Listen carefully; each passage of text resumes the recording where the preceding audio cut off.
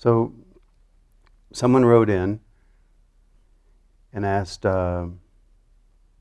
she says, I've been thinking about the idea of enlightenment, in quotes. I don't know exactly what enlightenment means or how it manifests in a person's life.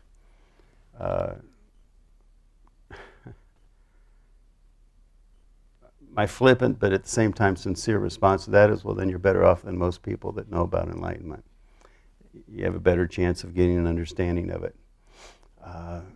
Because really what people think of oftentimes in terms of what enlightenment means, it's all based on their preconceived notions of what they think they want their life to look like. And those preconceived notions are, of course, not the notions of an enlightened mind. They're the manifestation of their conditioning, the things they need to overcome. So what it looks like and how it manifests in a person's life is really not what one might think of, even if they've never studied enlightenment, but just hear the word, and certainly not if they've studied enlightenment.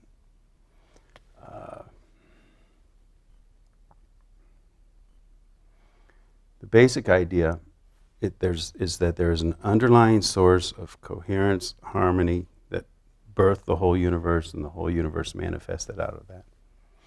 And the human physiology has evolved to a point where it's capable of functioning in complete harmony with that. But based on a person's conditioning, programmings, and distortions, they don't. So enlightenment is simply cleaning up that physiology so that, biases, hurts, resentments, any kind of distortion, including idealized notions, you see, are purified out so that the person is then free to function from that level. That's enlightenment. Now, if you have preconceived notions and you're viewing a person, you're going to evaluate that person based upon your preconceived notions, right?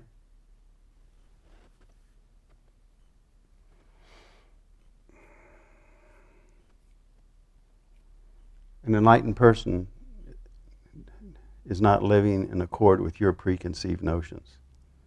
So you're going to look at that enlightened person and you're going to say, oh, they're not enlightened. You see? In fact,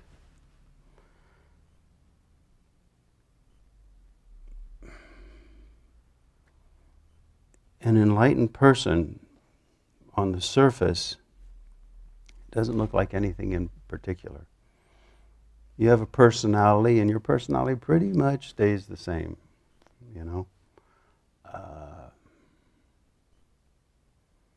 They talk about the state of enlightenment as like freedom from desire. And people hear that and say, oh, well, that sounds pretty good, to free from desire,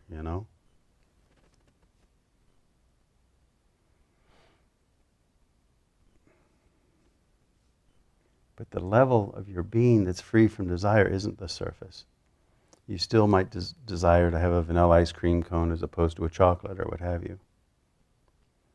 Freedom from desire is something that exists in the very depth of your being and is barely noticeable, if at all noticeable, on the surface of your life. You see? Now, though, if you're functioning in harmony with all of nature, on a deep level, imperceptible to a person functioning from the perspective of their limited thinking and their conditioning and their programming, you're radiating out harmony and coherence to the whole planet. And that happens on a very deep and fundamental level, as well as on the very surface of life. But it's not necessarily perceptible for the reason I just gave. You see? They say that one enlightened person does the world more good than all the good deed doers put together. Just because they're like a beacon light radiating out coherence. You see? So she goes on and says, but I have been thinking about my priorities, and I think that in a nutshell, I would say that I want to live a moral life. What does that mean? Probably she has preconceived notions, well-intended, and to some degree probably correct, but nevertheless, tainted by preconceived notions.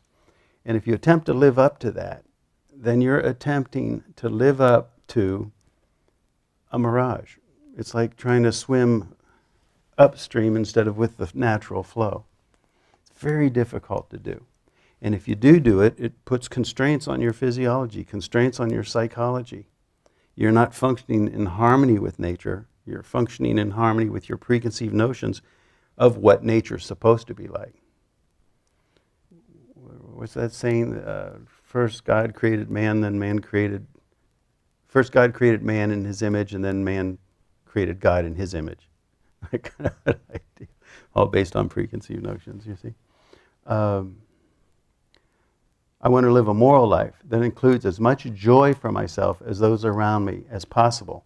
Okay, joy is good. And when you awake to that source of infinite harmony and coherence at the depth of your being, that's a source of infinite joy, pure joy. But again, it's very deep. It can be imperceptible on the surface. Now, the tendency is to look to the surface for joy. And if I'm not having joy on the surface of my life, then it's a bummer. And I have to structure my life to have joy on the surface. That is called superficial. It's too superficial. And it's good. We want to tend to the surface of life. But real joy in the state of enlightenment comes from a place that's deep inside. It's a sense of fullness. It's someone has been with me for nearly 2 decades now, and spent a lot of time with him. He put it in an interesting way. He said it's like just from observing me and stuff. And he said it's like you have a safety net. It's like we're all walking on a tightrope, and you are too. But it's like somehow you have a safety net. It changes everything. It's all exactly the same, but it's completely different. Now, that safety net analogy just goes so far. It doesn't mean that, jump off the tightrope and I'll be fine. No. But it's just some inner sense that, the silent void at the depth of your being isn't just a black, dark, damp abyss. It's a cosmic cushion that holds and supports. Nature supports. That comes to be something that deep inside you know. I think a lot of people go through life with the idea that, man, if the surface doesn't hold me and I fall into that abyss, I'm a goner, I'm wiped out. It's very different in the state of enlightenment. Though, again, on the surface, probably imperceptible, to other people. Unless you really look carefully, And that's, when I was with my master in India, the main, his lectures were incredible in that. But the main way I learned was to observe. Observing his behavior, seeing how he reacted to things, and trying to look deeply, to try to perceive that deeper level.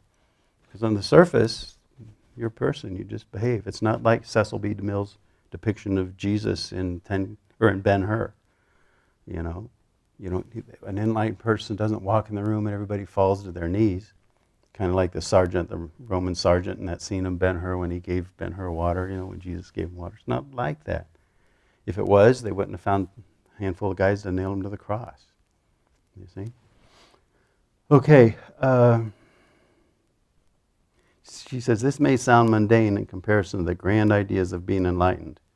I don't know. Well, that's interesting.